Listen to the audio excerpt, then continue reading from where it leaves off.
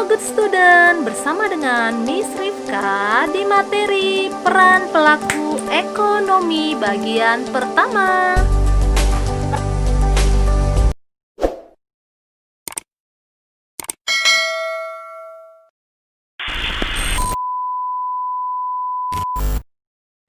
Kegiatan konsumsi dilakukan seseorang setiap hari.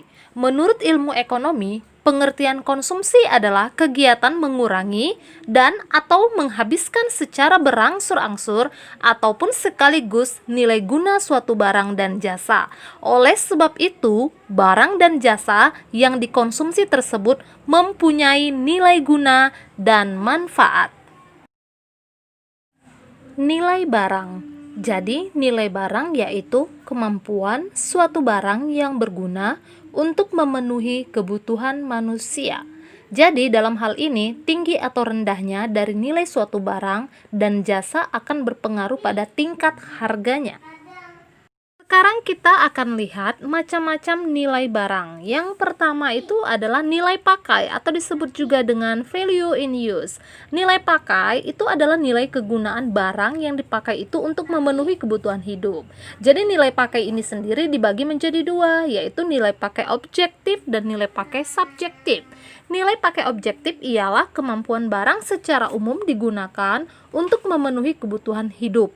Sementara nilai pakai subjektif yaitu kemampuan barang yang digunakan untuk memenuhi kebutuhan hidup bagi setiap individu secara pribadi ataupun personal.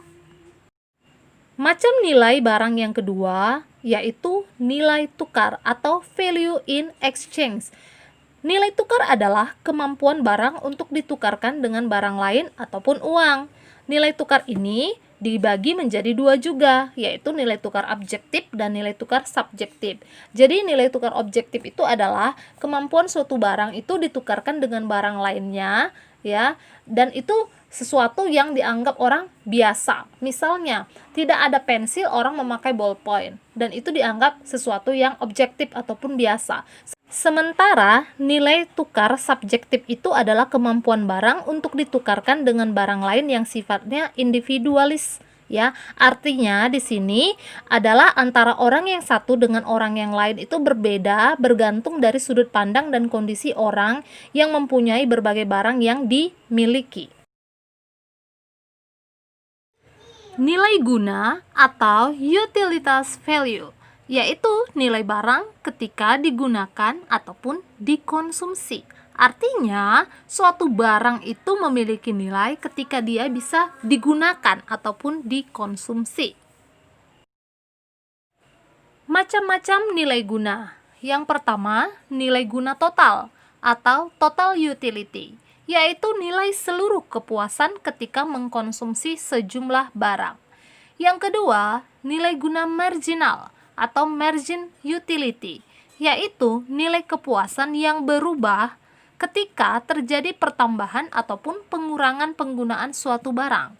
Jadi, perubahan kepuasan ini bisa semakin puas ataupun justru sebaliknya, jadi kurang puas. Selanjutnya, kita akan melihat teori nilai objektif. Teori nilai objektif ini dibagi menjadi beberapa, dan ini dikemukakan oleh beberapa para ahli ekonom. Yang pertama itu teori nilai biaya produksi yang dikemukakan oleh Adam Smith.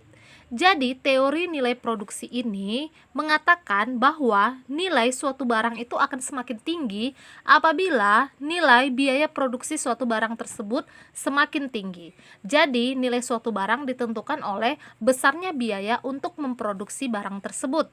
Yang kedua, teori nilai biaya produksi tenaga kerja yang dikemukakan oleh David Ricardo.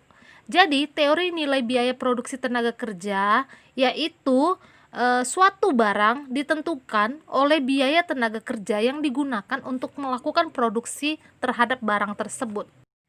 Yang ketiga, teori nilai lebih dari Karl Marx, ya. Jadi, teori nilai lebih ini dinilai berdasarkan pada biaya rata-rata tenaga kerja di masyarakat, ya. Jadi besarnya itu berdasarkan nilai upah tenaga kerja kemudian dari hasil produksi yang dihasilkan oleh tenaga kerja tersebut. Jadi dengan demikian teori ini juga sering dinamakan teori nilai lebih. Yang keempat itu adalah teori nilai reproduksi yang dikemukakan oleh Carey. Ya, teori nilai reproduksi ini yaitu nilai suatu barang itu ditentukan oleh biaya pembuatan kembali atau disebut juga biaya reproduksi barang tersebut. Jadi dengan demikian, harga-harga bahan pada saat barang tersebut akan dibuat kembali akan menentukan nilai suatu barang. Yang terakhir, yang kelima, yaitu teori nilai pasar dari Hammett and Luck.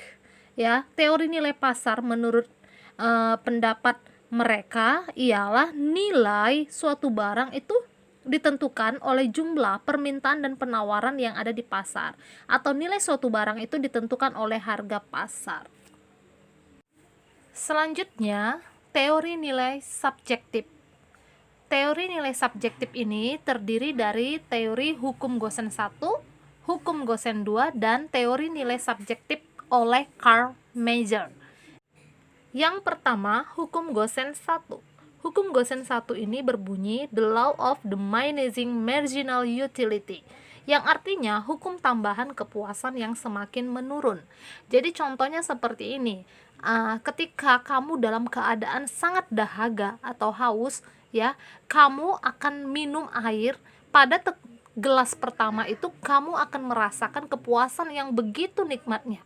Masuk gelas kedua, kepuasan kamu itu akan menurun.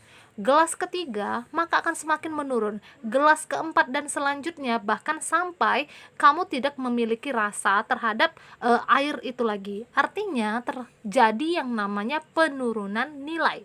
Itulah bunyi hukum Gosen 1. Yang kedua itu adalah hukum Gosen kedua.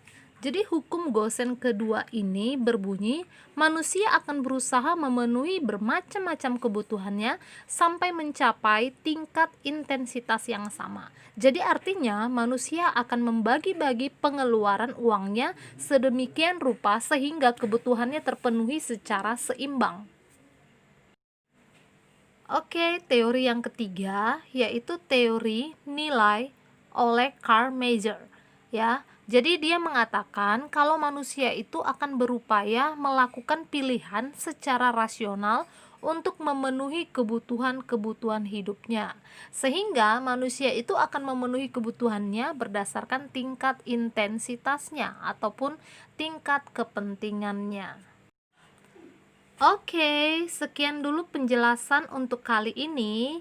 Kita ketemu lagi di penjelasan mengenai peran pelaku ekonomi dalam kegiatan ekonomi bagian kedua.